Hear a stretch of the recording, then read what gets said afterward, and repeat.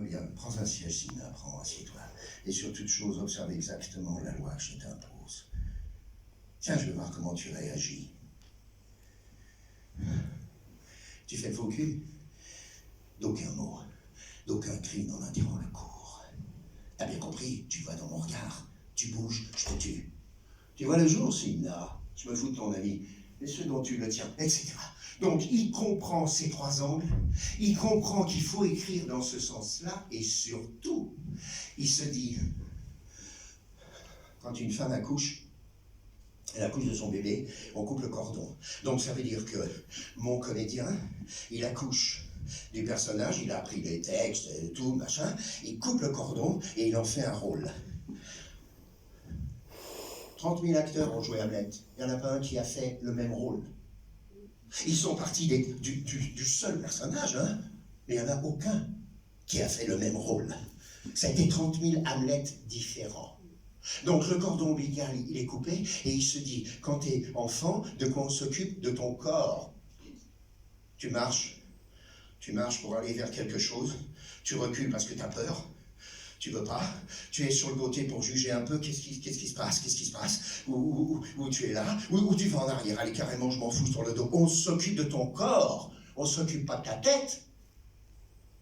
Donc ça veut dire que Shakespeare se dit, il faut absolument qu'à l'intérieur de mes pièces, le public sente ce que mon rôle va sentir. Et bien quand Laurence d'Arabie est interprétée par Peter O'Toole, ce qu'on sent dans la tête de O'Toole n'est pas du tout pareil que quand Laurence d'Arabie est interprétée par un autre acteur. Le Hamlet de Laurence Olivier n'a rien à voir avec le Hamlet de Krummenbach, et on va dans leur tête à tous les deux. Donc on y entre par leur sentiment d'âme. On est au XVIe siècle, et au XVIe siècle, mesdames, messieurs, excusez-moi, on ne l'a jamais dit, il n'y a pas de censure. Ça veut dire que Shakespeare écrit des pièces, ou Othello, il est trompe devant vous, Desdémone. Non mais je parle sérieusement, il y a un meurtre. Et puis Jules César, il est poignardé. Il est poignardé. Et puis Coriolan, il est lynché, et on le fout sur le mur, là, devant vous. Et puis Falstaff, il se bourre la gueule. Il dégueule, et il boit. Et puis alors Roméo et Juliette, ils se prennent dans les bras, et ils s'embrassent. Et puis Roméo et Juliette, ils se suicident. Vous avez un suicide. Vous voulez que je continue comme ça sur toutes les pièces? Alors non seulement, dans le fond, on a le droit de tout devant vous, mais en plus, sur la forme, alors parlons-en, la pièce elle commence dans une île, et puis après elle est 10 ans avant, et puis après c'est dans un château, et puis après c'est pendant la bataille d'Azincourt, et puis après il y a... Et non seulement, et le fond, et la forme, en avant, en arrière, est là, mais en plus il invente.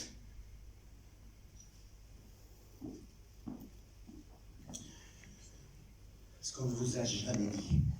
Alors vous savez ce que c'est les cartons rouges, vous savez ce que c'est les cartons jaunes, vous savez tout de ce qui se passe dans un match de football, vous savez tout ce qui se passe dans la mêlée, le rugby, les avant en avant et tout. Foutez de la gueule du monde de ne pas avoir dit aux milliers de jeunes élèves, et à vous monsieur, et à toutes vos générations ce que je vais vous dire. Mais c'est insensé. Alors je vous explique. On est bien d'accord qu'on vous parle depuis des années du monologue d'Hamlet. J'ai joué Hamlet, mis en scène par Terry Hans, le patron de la Royal Shakespeare Company. Ok? Meilleur spectacle de l'année, Molière, etc. Alors je vous explique. Le monologue d'Hamlet n'a jamais existé. Pourquoi? Quand on est deux sur la scène, c'est dialogue. Dialogue. On est deux, on dialogue, on se parle, on dialogue, on se parle, c'est du dialogue. Alors vous, avec votre regard, vous allez sur lui, ou vous restez sur moi, vous le regardez parce qu'il parle, ou au contraire, vous voulez voir ma réaction pendant qu'il parle, ça m'énerve, et j'en ai marre, peu importe. C'est du dialogue. Le monologue, c'est quand je suis tout seul sur scène, et je vous cause. C'est qu'avec vous que je monologue, je vous parle. Alors je suis le cœur dont Henri V, je vais dire, alors voilà, vous allez voir ici, là, on n'a pas beaucoup de place, mais vous allez voir la bataille d'Azincourt. C'est le texte. Vous, Richard III, et alors voilà, les bâtards, je vais tous les tuer, je vais prendre le pouvoir, je les aurai tous, à tout à l'heure. Voilà, ça s'appelle un monologue. Au voleur, l'assassin, justice, on va voler mon argent. Qui me jette? Parce que je sais très bien que vous le savez, vous avez vu la pièce depuis le début, vous savez très bien, je suis sûr que ici, là, chez moi, à Harpagon, il y a eu des gens qui ont dit on va le voler. Alors allez, maintenant, dites-moi la vérité. Où est-il? Où se cache-t-il? Voilà, ça s'appelle un monologue, Harpagon. Ce qu'a inventé Shakespeare et qui a révolutionné l'art théâtral, c'est ceci. Ça s'appelle soliloque. C'est quoi un soliloque? Eh bien, les acteurs imbéciles qui jouent le monologue d'Hamlet, et c'est encore marqué comme ça dans les livres scolaires, hein, dans le reste, monologue d'Hamlet. Les imbéciles jouent comme ça, croyant que c'est un monologue.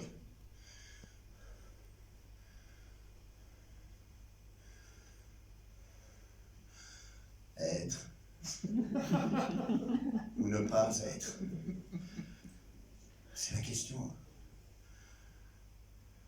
Mourir, dormir, rêver peut-être. Voilà, c'est un monologue d'Hamlet, bande d'imbéciles, c'est un soliloque. Et ça veut dire quoi, soliloque? Ça veut dire que vous n'existez pas. Ça veut dire que le rôle est seul avec lui-même. Ça veut dire que comme dans le cinéma, grâce à Shakespeare, il y a quelqu'un qui est tout seul, il ne sait pas pour le film, il vient de raccrocher avec la bonne femme qui lui a dit c'est fini, je te quitte. Il ne sait pas qu'il y a une caméra. Il ne parle pas à la caméra. Il soliloque. Et le soliloque d'Hamlet, c'est qu'il se parle à lui-même. Donc il vient sur scène et il se dit to be or not to be, that's the question. Whether it is not in the mind to suffer slings and arrows, of how courageous fortune ought to take arms against the steel of troubles, when by opposing myself to die, to sleep,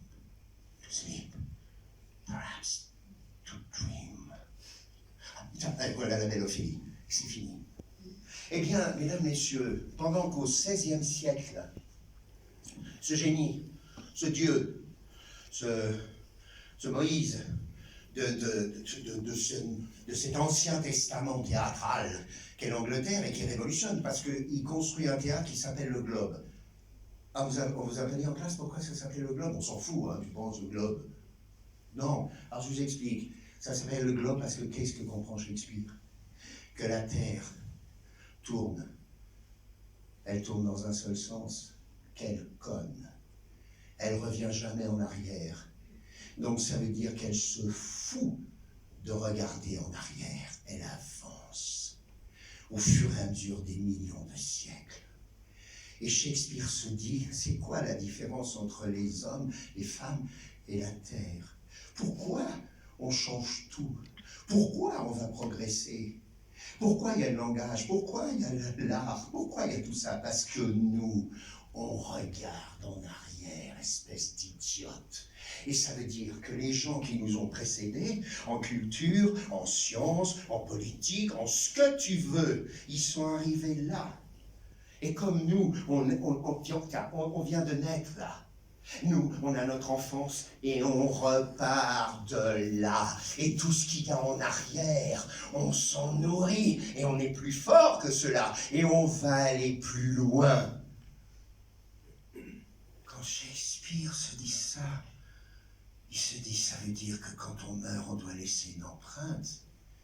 Donc je vais laisser une œuvre où les gens qui me succéderont dans ces rôles que créeront ces sculptures humaines, que créeront les acteurs, ils repartiront de là. Et sculpture humaine, tu dis, ça veut dire que tout d'un coup, il regarde une statue et il se dit, le peintre, c'est un génie. Le peintre, c'est un génie. Il a des couleurs, le peintre. Bleu, blanc, rouge. Ah ben, combien il y a de couleurs? 3. Et on les mélange avec les autres. Bleu, rouge, jaune. Qu'est-ce que ça dit? 3, et on les mélange avec les autres. On en fait des tons différents avec des nuances différentes. Foncé, clair, monsieur bleu indigo, c'est pas bleu marine, c'est pas, non mais rouge vermillon, c'est pas rouge carmin. Alors avec 3 seulement, Donc ça veut dire que le peintre, ce génie, c'est génie, hein, les peintres sont des génies, c'est magnifique. Attends, qui va discuter les peintres? On les traite comme de la merde pendant leur vie, comme Van Gogh ou les autres, et puis après c'est des milliards, c'est sublime, bah oui, les avenues, les machins, sublime, ok. Pareil pour les musiciens. Les musiciens, ils n'ont pas des couleurs, ils ont des notes, il n'y en a pas beaucoup, hein, do, ré, mi, fa, sol, la, si, do, et avec ça, ils te font des milliers de trucs. C'est formidable. Ah oui, mais il y a la main gauche et la main droite. Ça veut dire qu'elle ne joue pas forcément pareil. Ça veut dire qu'il y a une contradiction musicale qui fait de là naît l'émotion que vous allez atteindre, vous, parce que vous recevez ce son qui vous emplit l'âme. Bah oui, si on vous met ça, il n'y a pas de musique. Voilà, alors qu'est-ce que c'est le théâtre? Le théâtre, c'est très simple, se dit Shakespeare. Un acteur a 3 couleurs de sentiments, c'est tout. Et il va les mélanger avec tous les autres sentiments. Quelles sont ces 3 couleurs de sentiments? Le premier, c'est la peur. Il y a Diplodocus qui arrive. La terre est en train de s'ouvrir. Je vais mourir, je ne peux pas rien bouffer. Il va me cogner, peu importe. La peur, c'est la couleur. Excusez-moi, on dit bien par moments rouge de colère, hein, vert de peur. Ah oui, je suis un imbécile. Alors donc, on a ces 3 couleurs. La première, c'est la peur. À partir de la peur, on va décliner des tons différents. La crainte, mais la crainte, c'est pas la peur. La terreur, c'est pas la crainte, ni la peur, etc. Alors il y a la peur. La deuxième couleur, c'est la joie. Chichia, mon maître, il est rentré, il m'a tué. C'est la joie. Oh, c'est la joie. Oh, je vois maman, c'est la joie. La peur, la joie. Mais la joie, madame, c'est pas l'allégresse. C'est pas le contentement. Je peux toutes les décliner, les nuances différentes. La peur, la joie. Et la troisième, c'est la plus difficile. Et il va mettre longtemps à comprendre. C'est ce qui s'est passé tout à l'heure. La honte. C'est-à-dire tout d'un coup, on me fait des remarques, et je parle vraiment, je vous assure, sans doute. Et donc, t'as pas honte là, de faire chier tout le monde à faire ton introduction et ta merde de trucs là. Alors vas-y, commence, on n'est pas venu pour entendre des conneries. Donc ça veut dire que la troisième couleur, c'est la honte. À partir de ces 3 couleurs, Shakespeare se dit, donc, je vais demander à mes acteurs d'avoir la peur avec cette nuance de ton-là, d'avoir la joie avec ces nuances de ton-là, et d'avoir la honte avec cette nuance de ton-là. C'est fini. Et les acteurs sont des sculpteurs d'âme, et la beauté, c'est qu'ils vous laissent le choix. Ça veut dire que vous recevez ce que leurs sentiments vous expulsent dans des couleurs d'âme qui font que vous préférez cette Hamlet-là à cette autre Hamlet, qui fait que vous préférez... Et ça, cette sculpture d'âme, c'est un miracle. Elle vous parvient, elle vous habite, comme le son de la musique, comme la peinture qui vous pénètre. Voilà, alors un artiste qui est un acteur, avec ses couleurs d'âme et cette sculpture d'âme, quand vous sortirez après avoir vu Laurence d'Arabie, vous n'oublierez jamais Peter O'Toole. Quand vous sortirez après avoir vu Autant n'emporte le vent, vous ne sortirez jamais sans doute Viviane Leigh. Quand vous sortirez, et voilà. Et pour toute votre vie, c'est à l'intérieur de vous. Et des fois, vous êtes une pâtisserie, un restaurant, un car, un train, et vous réagissez comme Sean Penn dans tel film, comme Tom Cruise dans tel autre, et donc vous vous prenez, non mais j'avais ça en moi, arrêtez de me faire chier avec ce ticket, qu'est-ce qu'il y a? C'est pas vous, oui mais là c'est moi, là ça ressort.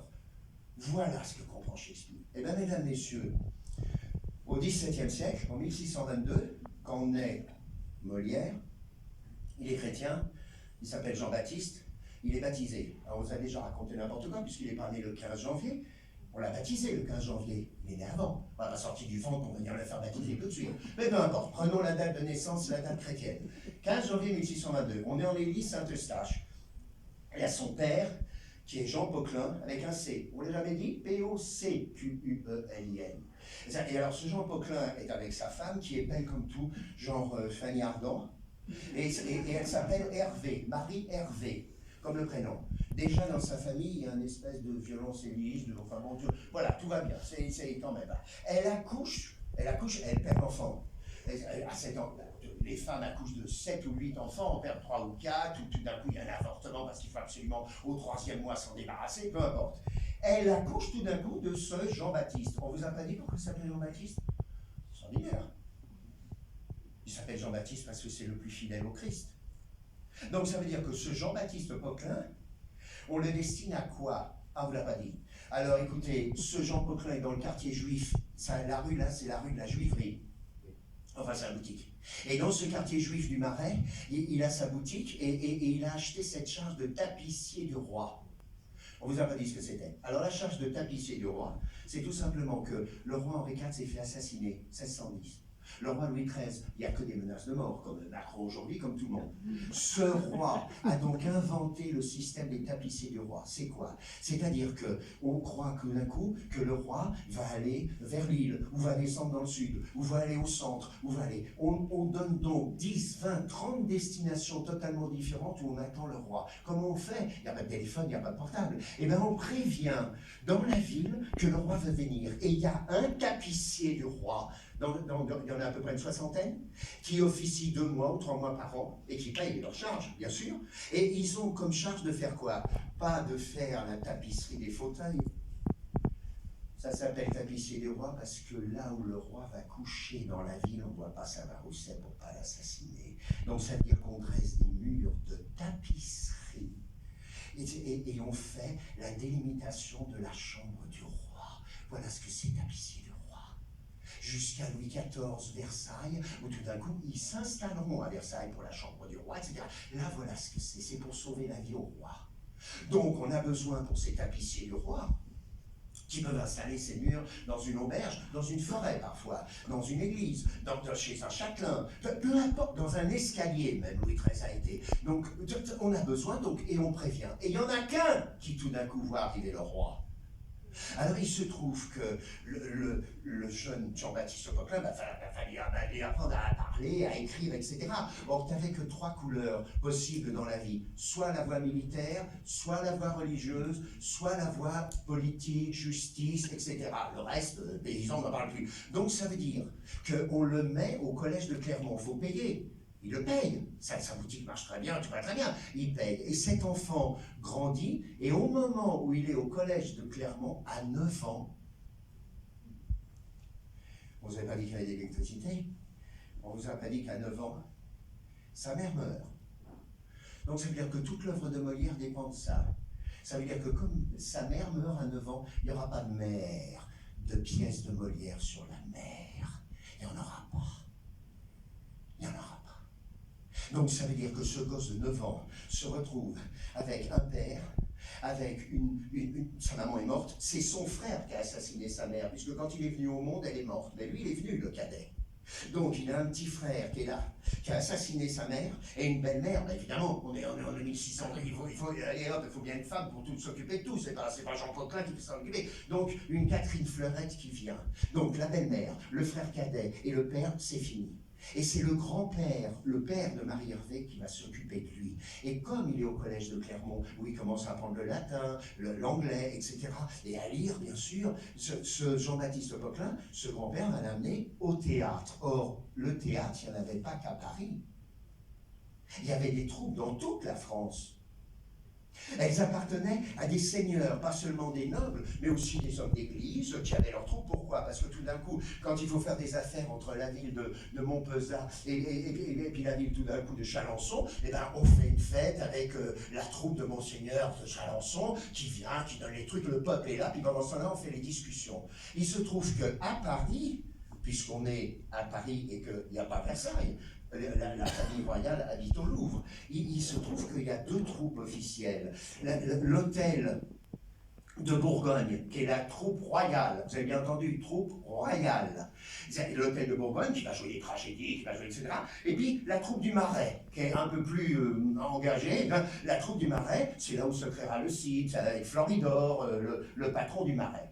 Ces 2 troupes jouent dans 2 théâtres. Hein. Et puis alors, il y a une 3e troupe, parce que quand Louis XIII est mort, eh bien, c'est fini. Le cardinal de Richelieu, Et le Premier ministre, il était à coquiner avec les Italiens, la famille Médicis, Concini s'était fait assassiner avant, il y en a marre des Italiens, ben non, ils reviennent. Donc, Marie de Médicis va revenir. Et alors ce cardinal de Richelieu, qui n'est pas cardinal, c'est son frère qui est un homme d'église, lui il a pris le titre, très bien, mais c'est un militaire. Et avec Louis XIII, ce cardinal de Richelieu, de la naissance du petit, 1622, jusqu'à sa mort, à lui, Richelieu, il va donc écraser les protestants, le siège de La Rochelle, tuer tout le monde, bousiller tout sauf de Tours. Je veux dire, c'est pas un gentil, le cardinal de Richelieu, il faut arrêter. La Saint-Barthélemy, juste avant, là, regardez, vous êtes quand même au courant de tout ça, de ce qui se passait en France, et les protestants qui sont obligés de foutre le camp et l'édit de Nantes, 1643, et aller hop en Allemagne, alors que tout le monde était là. Il se trouve que ce cardinal de Richelieu avait un talon d'Achille, sa passion artistique, et qui voulait, parce que justement il admirait les Italiens, créer la Renaissance française, et que la France devienne la France patrie mère des arts, culture, sculpture, musique, théâtre, etc. Donc, ce cardinal de Richelieu, à l'intérieur du Louvre, ça aussi on ne vous l'a jamais dit, il avait fait construire un théâtre. Et ce théâtre, comme c'est lui qui avait payé, il s'appelait le Palais, il est magnifique, le Palais Cardinal. Donc, on est au Louvre, il y a le théâtre de Richelieu, le Palais Cardinal, il va falloir jouer des pièces, et il y a les deux autres troupes. Alors Richelieu crée une espèce de comité d'exception, dans lequel d'ailleurs il y aura Corneille, Quinault, d'autres, qui est un peu l'élite des grands auteurs français, et puis il va créer l'Académie française, dans laquelle voilà, on va réunir, ça va être magnifique, très bien. Sauf que le même cardinal de Richelieu, pendant que ce gosse a 10 ans, 12 ans, et qu'il va voir les pièces, il institue la censure. Alors qu'on soit bien d'accord, c'est la censure de Louis XIII jusqu'au milieu du XIXe siècle. La censure va être française. On se fout de qui de ne pas l'apprendre aux écoliers? Ça veut dire que sur scène, mesdames, messieurs, excusez-moi, on n'a pas le droit de se suicider, on n'a pas le droit de tuer. Ah ben oui, Horace, il va tuer sa sœur en coulisses, excusez-moi. On n'a pas le droit, évidemment, de se bourrer la gueule, on n'a pas le droit de vomir, on n'a pas le droit, évidemment, de dire quoi que ce soit de politique contre la politique ou contre la religion. Ah ben non, il n'y a pas de Falstaff, il n'y a pas le reste. Ah non, on ne va pas lyncher quelqu'un, on ne va pas étrangler quelqu'un, on n'a pas le droit de tuer. Vous foutez la gueule de qui? Non seulement, dans le fond, c'est donc scandaleux. Personne ne s'embrassa, monsieur, sur une scène de théâtre avant 1884. Donc ça veut dire que toutes les pièces de théâtre, Victor Hugo, Musset, etc., toutes censurées, monsieur. Donc ça veut dire que Victor Hugo, lui, il a foutu le camp, et Musset s'arrête et jouer Lorenzaccio. Ça veut dire, allez hop, en l'air. Donc ça veut dire que les gens dont c'était le métier d'être écrivain, et qui s'appellent donc auteurs dramatiques, ils ont été obligés d'écrire pour la censure. Alors, non seulement dans le fond, c'est dans la forme, c'est un scandale, mais en plus dans le fond. C'est-à-dire que tout doit se passer en un jour, en un lieu, et une seule intrigue. Tu te fous de qui? Tu te fous de qui? Ça veut dire qu'on a même obligé les écrivains, jusqu'à la fin du 19e siècle, on les a obligés à ce que ça se passe en 24 heures, dans un seul lieu, une chambre ou un palais, ou un seul... Et puis, alors une seule intrigue, hein, parce que deux, c'est trop pour nous, excuse-moi, non, ça va. Tu te fous de qui? Le résultat, mesdames, messieurs, est très simple. Dans aucun pays, hein, c'est pareil. Alors le résultat est très simple, voilà. Au XVIIe siècle, 3 auteurs s'en sortent, Racine, Corneille, Molière. Au 18e, tu te fous de la gueule de qui? Aucun. Il n'y en a que 2. Marivaux, qui décide de ne pas jouer pour tous les troupes officielles et qui va jouer avec la troupe des Italiens, là, qui est là. Il est amoureux de Sylvia, il lui écrit des pièces. Alors, il y a Marivaux, et quand on veut le jouer à la Comédie Française, c'est une catastrophe, et alors, dégage d'ici. Donc, ça veut dire, il y a Marivaux, et Beaumarchais, qui est Bernard Tapie, qui vend pour les États-Unis, les bateaux, les machins, qui assassine sa femme, et il prend le nom de Beaumarchais, et qui invente leur montoir de montre, un type absolument extraordinaire, génial. Et ça, il écrit une pièce, le Barbier de Séville, c'est un bide total. Il est fou de rage, il l'a réécrit, et c'est un triomphe. Et avec Figaro. Et pourquoi c'est un triomphe? Parce qu'il imite Molière. Il imite l'école des femmes. C'est la même histoire. La nana qui est kidnappée, qui est dans un truc Rosine, comme Agnès. Le mec Almaviva qui veut la sortir de là, comme Horace. Le mec Bartolo, comme Arnolphe, qui est là et qui la tient prisonnière. Tu te fous de qui? Personne le dit. On s'en fout? Eh ben très bien. Eh ben donc, ce beau marché, avec 2 pièces, hein, 2 pièces en 100 ans. C'est le Barbier de Séville, le mariage de Figaro, et puis les 4-5 pièces de Marivaux qui sont humaines, qui sont... Mais les femmes sont pas des femmes révoltées, sont des femmes. C'est l'émotion. Tout passe par le corps, par mon âme, par mon amour. Laurent, elle parle de ça, elle parle pas politique. Une femme va pas se mettre à parler politique, hein, tais-toi. D'ailleurs, est-ce qu'elle a lu, la Sylvia? Est-ce qu'elle a vraiment lu? Est-ce qu'elle sait écrire, d'ailleurs? Voilà. Alors, donc, ça veut dire 3 auteurs en 100 ans au 17e, 2 auteurs en 100 ans au 18e, au 19e, 1,5. C'est-à-dire Victor Hugo qui commence, Ruy Blas, Hernani, puis après, full camp. Allez, full camp ici, t'es contre Napoléon III. Et puis alors, Musset, rien. C'est-à-dire, on joue 2 pièces et c'est fini. Les autres, on les jouera après sa mort.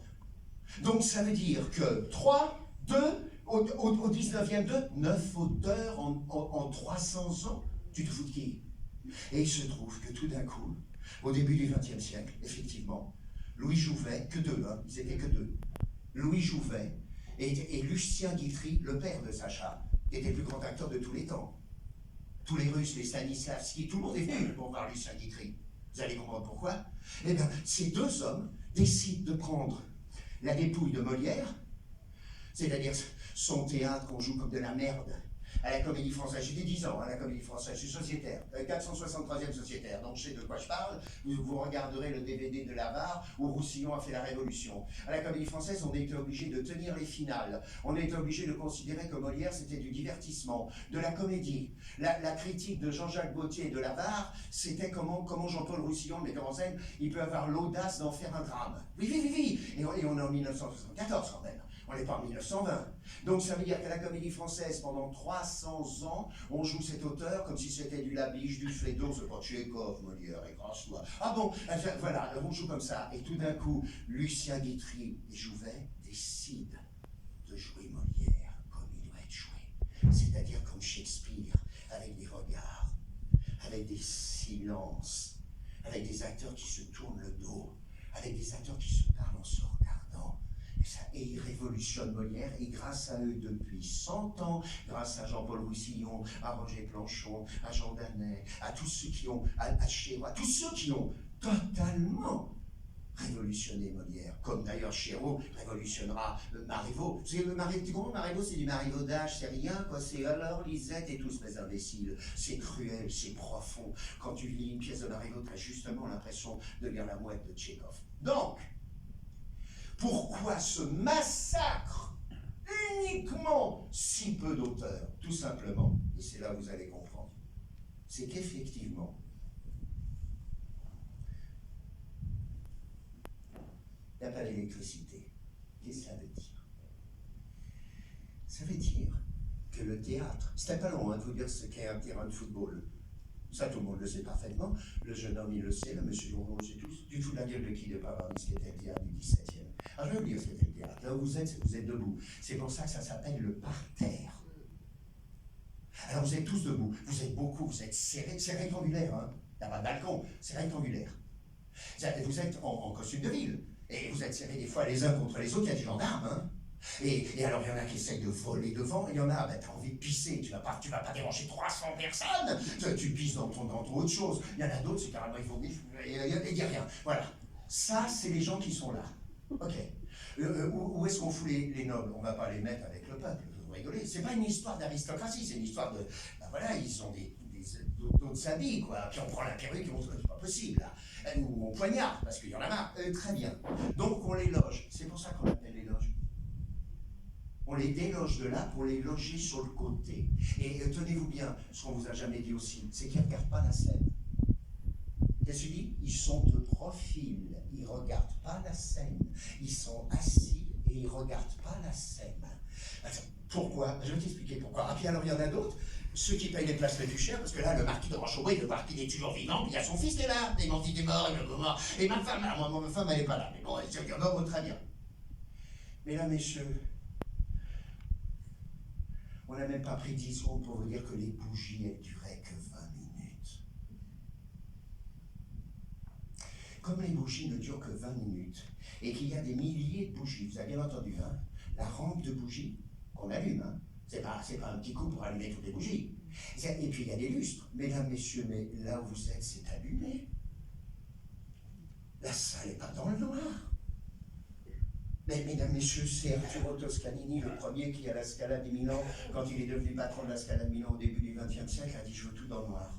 Parce qu'on baisait dans les loges à la Scala de Milan, on bouffait dans les loges à la Scala de Milan, et l'orchestre était à hauteur du parterre dans la Scala de Milan. C'est pour ça qu'on appelle l'orchestre orchestre. Ah, tiens, je savais pas. Eh ben voilà, maintenant tu sais. Alors comme l'orchestre était à cette hauteur-là, on appelait ça l'orchestre, et il en a eu marre, il a descendu l'orchestre dans la fosse. Alors il se trouve qu'au XVIIe, on a donc des bougies qui durent que 20 minutes. Mais c'est l'explication pourquoi les actes de toutes ces pièces-là ne durent que 20 minutes. Donc, quel rapport entre la façon dont on jouait à cette époque-là, donc ça dure 1h40 hein, pour toutes les pièces, 5 à 20 minutes, et la façon dont joue le misanthrope aujourd'hui en 2h20 attends, je comprends pas. Toutes les pièces en 1h40, tu dis? Ah bon, mais alors comment on faisait? Je vais te dire comment on faisait. Une fois que les bougies sont éteintes au bout de 20 minutes, qu'est-ce qui se passe? Eh bien, imbécile, on doit les remettre. Et alors? Oui, mais pas seulement celle-là aussi. Donc on s'arrête pendant un bon quart d'heure pour faire descendre, pour remettre les bougies là, C'est la raison pour laquelle, dans le théâtre français du XVIIe, à la fin du premier acte, on perd 20 minutes, et bien quand on commence le deuxième, on doit raconter ce qui s'est passé entre le premier et le deuxième. Et rien ne se suit. Alors évidemment, comme les 5 actes de tragédie suivent une règle artistique que vous allez comprendre, eh ben on met aussi 3 actes ou 5 actes de comédie pour le peuple qui vient là quand même. Et bien alors évidemment, entre les deux, on sort, on fout le camp, on a volé ce qu'on voulait, ou alors on va dehors pour dégueuler, ou peu importe. Vous ne vous souvenez même pas pourquoi on dit merde au théâtre? Non, on dit merde au théâtre parce qu'on ne venait pas en taxi ni en métro, on venait avec les chevaux. Donc plus il y avait de merde, et bien plus il y avait de chevaux, donc plus il y avait de monde, c'est pour ça qu'on dit je te dis merde. Alors il se trouve que la clé de tout ce que je vous dis là est la suivante. On est bien d'accord que dans une équipe de football, il y a gardien de but, arrière, demi-centre, ailier, avant-centre. On est bien d'accord, ils ont même un chiffre. Alors je vais vous expliquer quelque chose. Le théâtre du XVIIe, le théâtre du XVIIIe, du XIXe, jusqu'à la Révolution dont je parlais, il n'y a pas de composition de personnages. Est-ce que vous pouvez vous mettre ça dans la tête? Ça veut dire que les acteurs ne sont que des déclamateurs. Ça veut dire on vient voir l'acteur ou l'actrice déclamacter. C'est elle-même. Ce ne sont tous que des Lucchini, que des Cobert. Non mais je les admire, hein, mais je vous explique pour que vous compreniez bien. On vient voir nos stars, Floridor, les autres, c'est lui qu'on voit. Et il est en costume Louis XIII quand il joue le Silda. Et le costume du misanthrope en 1666, on est en costume de Louis XIV, mais quand on va jouer le misanthrope sous Louis XV, on sera en perruque blanche de Louis XV, et quand on jouera en Louis XVI, on sera en Louis XVI. C'est-à-dire que la composition de personnages n'existe pas. Ça veut dire que quand on crée Néron de Britannicus, on peut s'attendre naïvement, si le professeur vous a pas dit que le théâtre de cette époque-là, l'acteur qui crée Néron, il le joue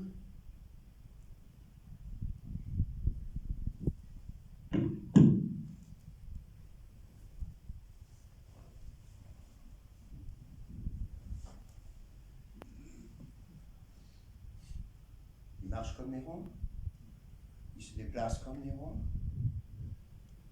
il s'assied sur son trône comme Néron, et il parle, et il est Néron. D'ailleurs, il est coiffé comme ça, et il dit « N'en doutez point, Brutus, malgré ses injustices,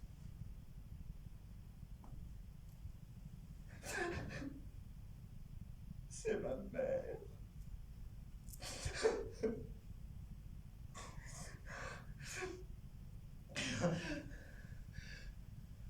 Je veux ignorer ses caprices. Le ministre insolent qui les ose nourrir, alas, empoisonne ma mère.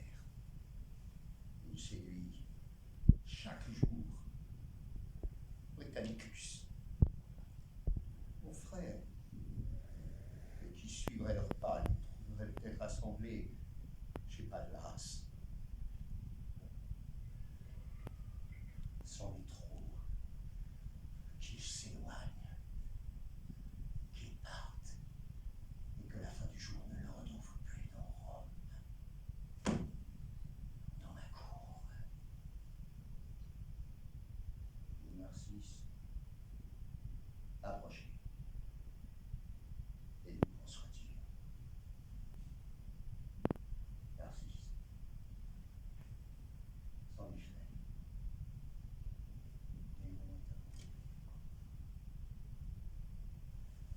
Ça, on peut l'imaginer en toge, en romain, en héron. C'est pas du tout ça le théâtre du XVIIe.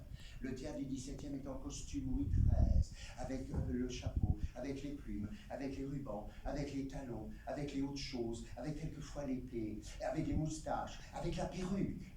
Donc ça veut dire que les gens qui sont assis là, pourquoi ils sont de côté? Parce qu'on ne regarde pas la scène, parce que le jardin d'âme, le visage, qui fait que même sans dire un mot, on voit que tu es surpris, ou que même sans dire un mot, on voit que t'en as marre, ça s'appelle un jardin d'âme. Eh bien, non, ça n'existe pas. Tu ne vois rien. L'actrice qui est là et qui joue avec Pyrrhus dans Andromaque et Hermione, elle est tournée vers la salle. Il voit que sa nuque. Donc ça veut dire qu'il joue de la façon suivante. Et c'est pas du bavard ce que je raconte, hein. Ça veut dire qu'on a tous les documents. Vous n'avez qu'à lire Hamlet de Shakespeare et L'Impendu de Versailles de Molière, et puis on a tous les documents de tous les gens qui tressaient des couronnes à ceux qui jouaient, comme je vous le montre. Voilà comment on jouait. On ne pouvait pas baisser la taille, on ne pouvait pas se regarder, hein, c'était la nuque. Il n'y avait pas de fenêtre d'âme. Hein. Alors on avançait comme on pouvait, avec cette espèce de balancement et de déhanchement. Avec le mollet, on touchait la chaise, et puis comme il y avait toujours un rebord, alors on s'asseyait comme ça. Et le même acteur, Floridor, jouait de la façon suivante, exactement comme un joueur de tennis qui prend sa respiration. Alors voilà comment il jouait. N'en doutez point, Pyrrhus, malgré ses injustices, c'est ma mère, et je ne prétends plus ignorer ni souffrir le ministre insolent qui les ose nous rire. Pallas de ses conseils empoisonne ma mère. Il séduit chaque jour Britannicus, mon frère.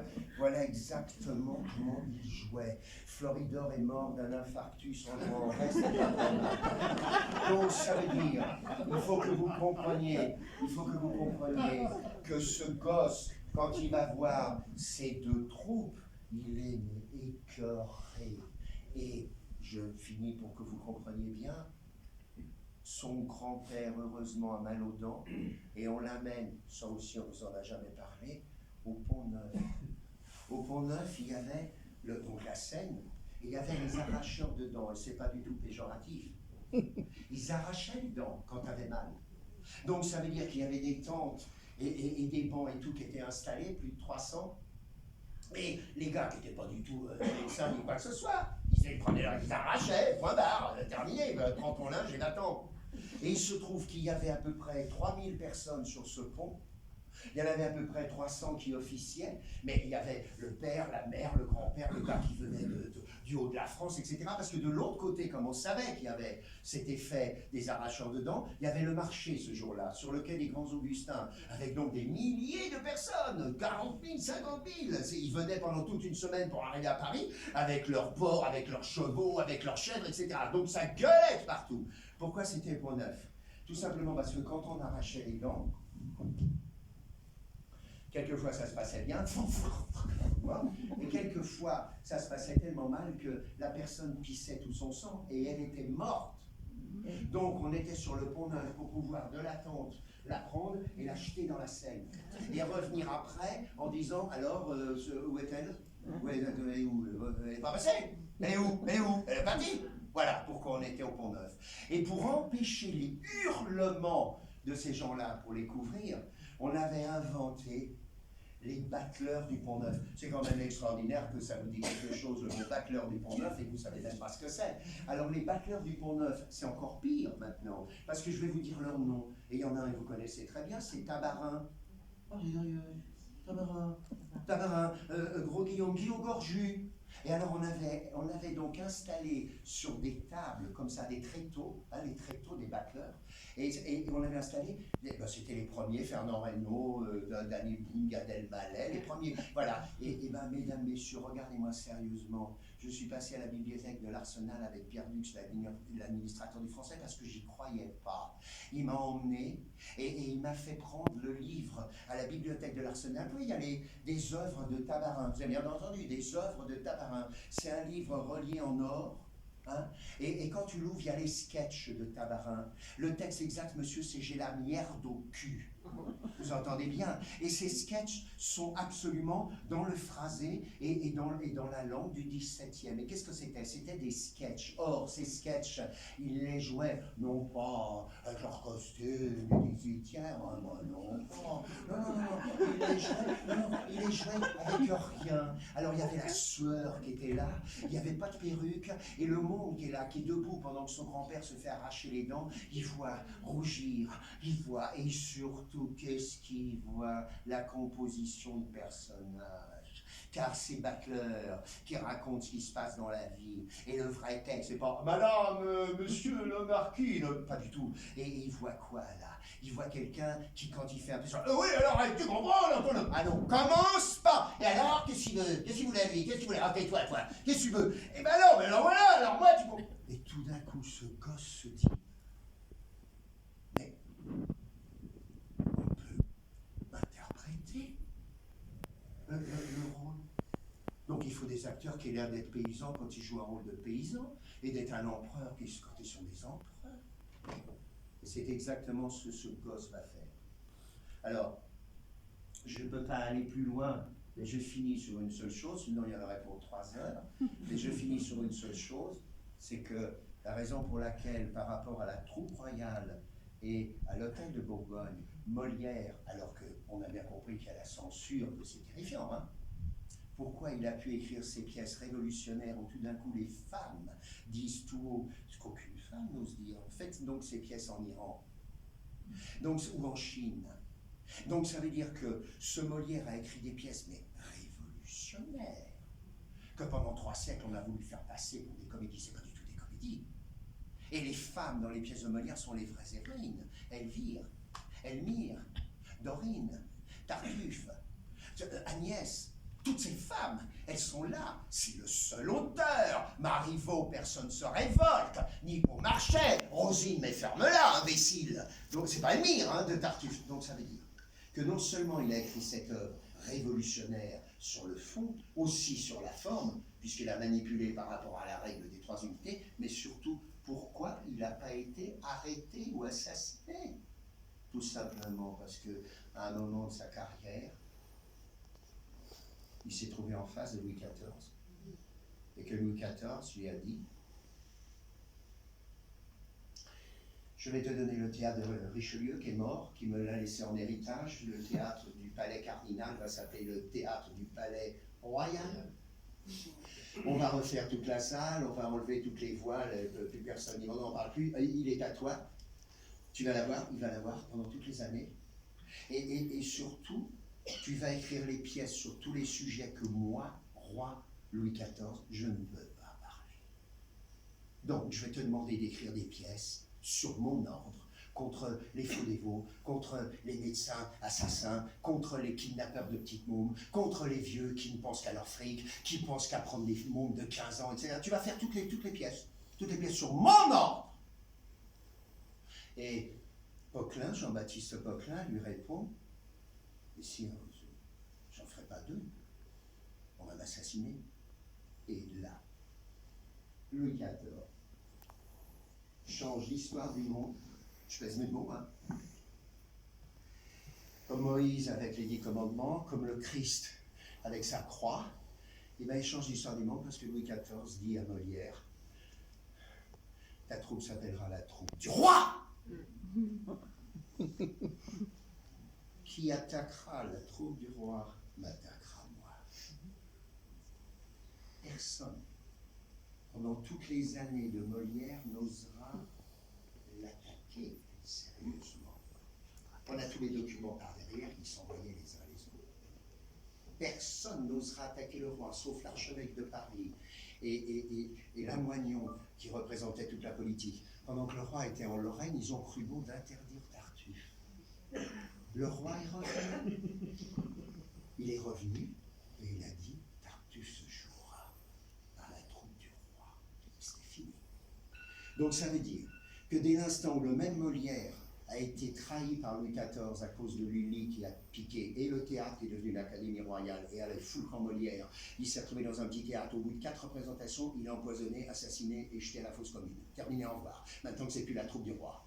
Donc ça veut dire que ce Molière, pendant 10 ans, a été le premier exemple de ce qui est notre vie à pile ou face, c'est-à-dire que l'art, bande d'imbéciles, vous êtes devenus les gants du pouvoir politique. Alors quand c'est un pouvoir politique démocratique, c'est génial l'art, hein, les films qui se révoltent, les pièces qui osent dire la vérité, les peintures avec la chatte d'une femme, gros scandale à l'époque, mais c'est quand même l'univers qui s'est construit là. Et puis les peintures de Picasso, l'autre côté du miroir, aucun problème. Alors non mais sublime, sublime, cet art-là, il a combattu, il a sauvé des gens. Oui, oui, mais écoute, excuse-moi, il y a eu Hamlet, la plus grande pièce du monde, ça n'empêche pas toutes les saloperies de continuer. Oui, mais tu comprends pourquoi? Parce que de l'autre côté, il y a l'envers de la pièce, où au contraire, le pouvoir politique de merde, de Pétain, de Castro, de Mao, de Staline, on va tous les citer jusqu'aujourd'hui, se sert de l'artistique pour manipuler et faire croire dans le monde entier, comme Leni Riefenstahl avec Hitler, pour faire croire que c'est magnifique. Mais oui, les actualités où des millions de Chinois sont pour Mao, et puis des millions de Cubains sont pour Castro, et puis Staline, c'est magnifique, sa révolte à Grèce, c'est magnifique l'URSS. La Hongrie, la Pologne, la Tchécoslovaquie, là, tout ça sous l'empire de l'URSS, c'est magnifique, c'est formidable. Alors tout ça, on l'a eu dans les... Il y avait des films qui critiquaient, il y avait des pièces qui critiquaient, il y avait quoi? Donc, voilà, ce jour-là, et c'est pour ça, c'est si important pour leur génération, de comprendre que grâce à Molière, il faut continuer à se battre pour que ses pièces et son œuvre politique continuent à bâtir le monde. C'est pour ça qu'on peut jouer en costume, machin, fou de perruque et tout. Donc ça va, on a compris. Je veux dire, Shakespeare, Hamlet se joue en costume comme ça. Moi, j'ai fait les donjons, les mises en scène, tout ça. Donc, il faut que son œuvre continue à bâtir justement la jeunesse, une œuvre de combat, une œuvre politique. Et puis, de l'autre côté, il ne faut pas être dur. Ces salauds de... Excusez-moi, je ne peux pas dire autrement. Vous n'avez pas Hollywood, excusez-moi. Les Noirs, ils jouent quoi comme rôle dans le cinéma hollywoodien? Ils jouent alors ils sont chauffeurs là pendant des années. Et la femme noire, oh ben, elle nettoie. Non, écoutez, c'est la vérité, excusez-moi. Quant aux Indiens, c'est des salopards parce qu'ils tuent tout le monde, comprends? Ils scalpent tout le monde, c'est des ordures. Et alors nous, on est en train avec nos charrettes de venir aux États-Unis, et alors ils violent nos femmes et ils les tuent. C'est des ordures, hein, quand même. Tu te fous de qui? Les homosexuels, il faut pas en parler. Faut pas en parler, c'est des gens qui sont pas normaux. Et deux femmes qui vivent ensemble, Charlie MacLaine et... Ah non, faut pas en parler. Tu te fous de qui? Donc il a fait... les westerns, excusez-moi, ils sont formidables, les blancs. Ils sont formidables. Et tout d'un coup, tu dis, ah bah tiens, il y a un noir qui a un rôle là, tout d'un coup. Ah bah tiens, un indien qui sait parler, tout d'un coup. Donc ça veut dire qu'on a été manipulé à tous les niveaux et que Dieu merci, tout se rebascule. Et plus on essaiera culturellement de manipuler, plus eux renverseront la vapeur et diront grâce aux romans, aux livres, aux combattants de la culture, la vérité sur ce qu'est vraiment le monde. Et c'est pour ça que je vous remercie beaucoup de venir à ce genre de...